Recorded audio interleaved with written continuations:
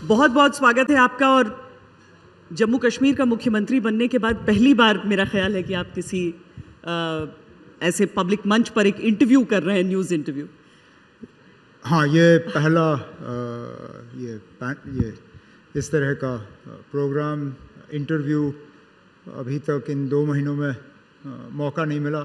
शायद आप ही लोगों का इंतज़ार था। मुझे लगता है 1975 में एक हिस्टोरिक मैंडेट था और उसके बाद 2024 में ये हिस्टोरिक मैंडेट जम्मू कश्मीर की जनता ने दिया। नहीं, हाँ 75, 77, 82 में कंपेयर्ड टू नहीं 82 में जब मेरे वालिद साहब ने इलेक्शन लड़ा उस वक्त 96 उस वक्त के हालात नंबर्स जो की थे। बात नहीं कर रही हूँ, मैं बात कर रही हूँ कि हर एक क्षेत्र में, हर एक रीजन से अगर आप सीटों के लिहाज से देखें तो 96 में नेशनल कॉन्फ्रेंस को इससे ज़्यादा सीटें मिली। उस वक्त लद्दाख हमारा हिस्सा था, 4 में से हम 3 जीते। जम्मू के जो प्लेन्स के इलाके हैं वहाँ पे भी 4-5 सीटें मिली। इस बार तो सिर्फ 1 मिला। नहीं, इस बार पार्टनर थे आपके पार्टनर थे। और फारूक साहब ने कहा कि अगर हमने भी 2-4 सीटों पे कोशिश की, जिनमें से एक पे हमने कामयाबी हासिल की, बाकी में बेचारे रह गए। फारूक साहब ने कहा कि अगर कांग्रेस ने मन लगाकर लड़ा होता तो शायद रिजल्ट्स वहां पर अलग होते। बीजेपी इतने नहीं जीत पाती। सॉरी, क्या कहा था फारूक साहब ने? क्या घर? उन्होंने कहा कि कांग्रेस ने दिल लगाकर इलेक्शन नहीं लड़ा। मतलब इट ट्रांसलेट्स टू दिस। चलिए, वो मेरे बॉस हैं, मेरे सदर हैं। अगर उन्होंने ये कहा तो मैं उनको कॉन्ट्रडिक्ट तो कर नहीं सकता। ये बताइए कि आप उम्रा के लिए गए थे, अभी कोई मन्नत पूरी हुई थी या कोई मन्नत मांगने? नहीं, मैं शुक्रिया करने गया था। शुक्रिया करने गया था क्योंकि इस साल शुरुआत में जनवरी में मैं गया था। उस वक्त मांगी थी कुछ चीज़ें, कुछ मिली, कुछ अभी बाकी हैं। लेकिन जो मिले उनका शुक्रिया करना ज़रूरी था और आगे कामयाबी रहे, लोगों की हम खिदमत कर पाएँ। और जो मैंडेट हमें मिला है, हिस्टोरिक या नहीं वो दूसरी बात है, लेकिन जो मैंडेट हमें मिला है कम से कम उस पर तो हम बराबर उतर आएँ। जब सेशन की शुरुआत हुई उस समय एक फर्स्ट ड्राफ्ट रेजोल्यूशन जो रहा, जिसमें बहुत सारा कंट्रोवर्सी भी हुआ, लेकिन एक 370 का जिक्र वैसे नहीं हुआ, क्योंकि हम किसी एक लफ्ज़ का इस्तेमाल या ना इस्तेमाल करने से अपने आप को बांधना नहीं चाहते थे। हम जम्मू कश्मीर का खसूसी दर्जा जो है वो वापस लाना चाहते हैं और हमें कॉन्स्टिट्यूशनल गारंटीज़ जो हैं वो दोबारा से बहाल होने चाहिए। और जो जम्मू कश्मीर ने इससे पहले साल 2000 में भी रेजोल्यूशन लाया था, हम नहीं चाहते थे कि उस रेजोल्यूशन को हम किसी तरह कमज़ोर करें या नज़रअंदाज करें। तो उस रेजोल्यूशन को जहन में रखते हुए इस रेजोल्यूशन के अल्फाज जो हैं उसके बारे में सोच समझ के काम किया गया। जो लोग अब इसके बारे में शिकायत करते हैं, पहले तो अगर आपको याद होगा, पहले दिन उन्होंने एक रेजोल्यूशन लाया था, एक कागज़ का एक पन्ना लाया था, मैं उसको रेजोल्यूशन तो नहीं कहूँगा, उसमें भी कहीं पे 370 का जिक्र नहीं था। यहाँ तक कि मैं मान के चलता हूँ कि जो रेजोल्यूशन हाउस के ज़रिए पास हुआ वो उस कागज़ के पन्ने से कहीं गुना ज़्यादा बेहतर था। और जो लोग आज मतलब कह रहे हैं कि इसमें कुछ था नहीं, वही लोग हैं जो असेंबली के सेशन के बाद मेरे दफ्तर में मुझे मुबारक करने आए थे, लेकिन उसके बाद फिर सियासत बीच में आ गई और उनकी सोच बदल गई। मतलब ये नाउमीदी थी जिस वजह से कि मतलब इसका कुछ हो ही नहीं सकता, या फिर ये एक प्रैक्टिकल अप्रोच है आपका? मैं तो नहीं मानता हूँ कि कुछ हो नहीं सकता। आगे जाके क्या हो सकता है, होना भी चाहिए। जिस तरीके से आपकी तरफ से जब इलेक्शंस हो रहे थे तो कई सारे वादे किए गए थे और वो सब जानते हैं कि 370 से लेके पाकिस्तान से बातचीत तक की बात। आपको लगता है कि सेंटर के प्रेजेंट रुख को देखते हुए और जम्मू कश्मीर में जो आतंकवाद है उसको देखते हुए पाकिस्तान से बात करने का कोई मतलब है? मैंने हमेशा कहा है कि पाकिस्तान से बातचीत के लिए एक माहौल बनाना ज़रूरी है। उसकी ज़िम्मेदारी सिर्फ हमारे मुल्क की नहीं है, उसमें ज़्यादा ज़िम्मेदारी जो है हमारे पड़ोसी मुल्क का बनता है।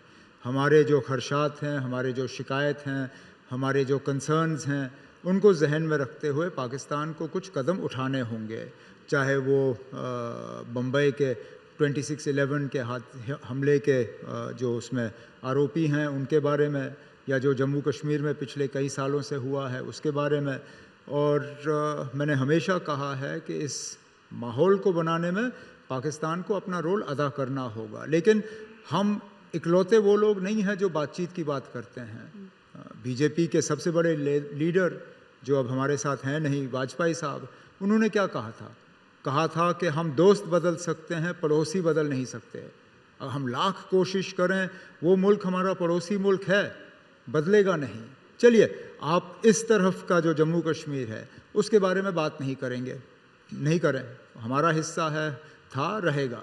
लेकिन जो उनके पास जम्मू कश्मीर का हिस्सा है उसको लेके आप क्या करेंगे? जब वापस लाने की बात होती है, वापस लाने के लिए पार्लियामेंट का रेजोल्यूशन जो है बिना शायद उसके खिलाफ किसी का एक भी वोट पड़े हुए हुकूमत से कहती है कि पाकिस्तान के पास जो जम्मू कश्मीर का हिस्सा है उसको वापस लाइए। अगर वापस लाना ही हमारा इरादा है तो कैसे लाएंगे? जंग से तो हम ला नहीं पाए, जंग हमने लड़े हैं, तीन से ज़्यादा जंग लड़ी हैं, वो हिस्सा हम वापस नहीं ला पर पाए। जंग उस मकसद से नहीं लड़ी। तो किस मकसद से था? 47-48 को अगर हम छोड़ दें तो बाकी में 65 के टाइम भी पाकिस्तान की तरफ से हमने देखा। नहीं, मकसद क्यों नहीं था? नहीं, आपको लगता है वाकई पॉसिबल है पीओके, चाहे डिप्लोमेटिकली हो, चाहे? मैं ये बात नहीं करता ना, ये सवाल आपको उन लोगों से करना चाहिए था जो ये बात करते आए। आपने वो बात उठाई। मैंने बात इसलिए छेड़ी क्योंकि सवाल आपने किया। हाँ। लेकिन पाकिस्तान के कब्जे में जो जम्मू कश्मीर का हिस्सा है उसको वापस लाने पे तो बीजेपी ने ये इलेक्शन भी लड़ा था, कई सारी तकरीरें हुई, कई सारे कैंपेन के दौरान बातें हुई, कहा था कि अगर मोदी साहब दोबारा आते हैं तो 6 महीने के अंदर अंदर हम वो हिस्सा वापस लाएंगे। अब तो साल पूरा होने जा रहा है। मैं इसलिए ये बात करता हूँ कि अगर वापस लाना ही है तो बातचीत के ज़रिए शायद और कोई चारा है नहीं, और अगर बातचीत से आप ला सकते हैं उसके लिए माहौल बनाना होगा। वो तो कहते हैं कि पीओके के लोग कहेंगे कुछ दिन में कि हम भारत का हिस्सा होना मैं भी उस दिन का इंतज़ार कर रहा हूँ। अभी तक तो मैंने वो आवाज़ें नहीं सुनी, शायद आपने भी नहीं सुनी होंगी। ऐसी आवाज़ मैंने तो वहाँ से आते हुए नहीं सुनी। उमर साहब, आपने जब ओथ आपका हुआ उसके बाद से हमने देखा थोड़ी तेज़ी आई आतंकी हमलों में। आपकी तरफ से कंडेम भी किया गया उन अटैक्स को, आपके फादर की तरफ से ये कहा गया कि ये सरकार को डिस्टेबलाइज करने की कोशिश है। कौन डिस्टेबलाइज करने की कोशिश करे? मैं माफ़ी चाहता हूँ, लेकिन इन हमलों का हमारी हुकूमत पे, मतलब हमारी हुकूमत का, इलेक्टेड गवर्नमेंट का इन हमलों के साथ कोई लेना देना नहीं। हम चाहते हैं कि हालात को सुधारने में हमारा रोल हो, लेकिन फ़िलहाल नहीं है। अगर ये हमले हो रहे हैं, ये एक यूनियन टेरिटरी में हो रहे हैं, सुरक्षा की जिम्मेदारी लेफ्टिनेंट गवर्नर साहब की है, पुलिस का कमांड और कंट्रोल लेफ्टिनेंट गवर्नर साहब के हाथ में है, मेरे हाथ में नहीं है। मेरे हाथ में होता तो शायद हम कुछ और करते, लेकिन फ़िलहाल जब तक जम्मू कश्मीर यूनियन टेरिटरी है, रियासत का हम इंतज़ार कर रहे हैं, क्योंकि रियासत का वादा prime minister, home minister, defence minister सबों ने जम्मू कश्मीर की आवाम के साथ किया है। लेकिन जब तक रियासत का दर्जा हमें नहीं मिलता, फ़िलहाल यूनियन टेरिटरी है। इन हमलों के लिए ज़िम्मेदार या इन हमलों को रोकने की ज़िम्मेदारी मेरी नहीं है, वो लेफ्टिनेंट गवर्नर साहब की है। कैसे रिश्ते चल रहे हैं आपके एलजी साहब से? बीच बीच में मुलाकात हो जाती है। कामकाज ठीक चल रहा है? देखिए, अब एक नया सिलसिला है, समझने में टाइम लगता है। मुझे लगा था कि शायद इसको समझने में हमें ज़्यादा वक्त लगेगा, लेकिन आने के बाद अब लग रहा है कि हमसे पहले जो वहाँ पे थे उन्हें ये नया सिस्टम समझने में और इसमें काम करने में थोड़ी सी कठिनाई हो रही है। एलजी साहब को मतलब?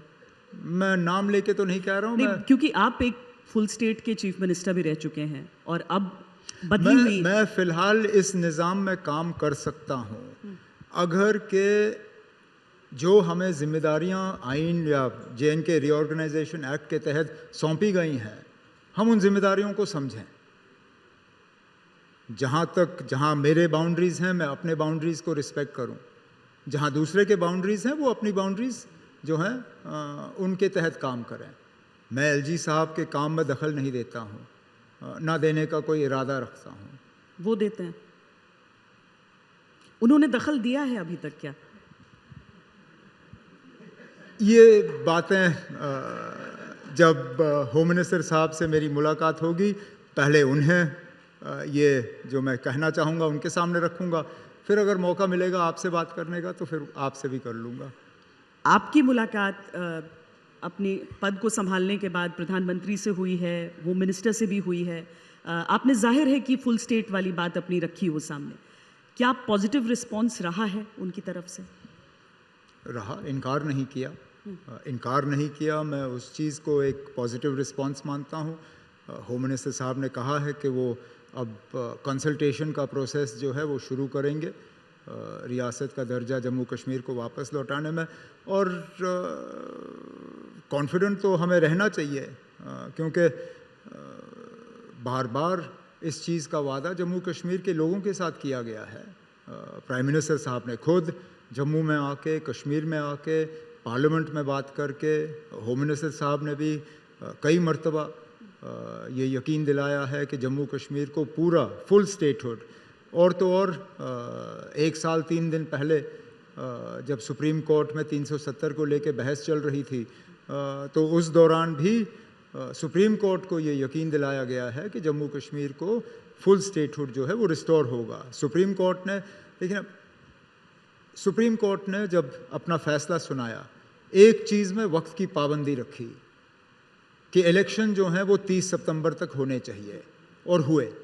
मैं मान के चलता हूं कि अगर सुप्रीम कोर्ट ने वक्त की सीमा नहीं रखी होती इलेक्शन के लिए, आज मैं मुख्यमंत्री की कुर्सी पर बैठ के आपसे बात नहीं कर रहा होता, इलेक्शन नहीं होते। क्योंकि कुछ लोग जम्मू कश्मीर में इलेक्शन नहीं चाहते थे, शायद कुछ लोग यहाँ दिल्ली की हुकूमत में भी नहीं चाहते थे, लेकिन सुप्रीम कोर्ट ने उन्हें इलेक्शन टालने का कोई बहाना नहीं दिया। बदकिस्मती से जहाँ इलेक्शन के लिए एक वक्त की सीमा रखी गई, वहाँ स्टेटहुड के लिए नहीं। सुप्रीम कोर्ट ने कहा at the earliest, as soon as possible. अब हम तो मान के चलते हैं कि ना 1 year is enough for as soon as possible. As soon as possible के लिए कितना वक्त चाहिए आपको? 1 साल काफ़ी है। अब पहल होनी चाहिए। पर जो लोग नहीं चाहते थे कि हो, उनका नाम आप नहीं लेना चाहेंगे? लेने का क्या फ़ायदा? इलेक्शन हुए, नहीं हुए होते तो शायद लेना पड़ता, लेकिन इलेक्शन हो गए ना। और अगर ये इस तरीके से नहीं इसका रास्ता निकला तो आप फिर कोर्ट की तरफ से चाहेंगे? मैं धमकी देने की आदी नहीं हूँ।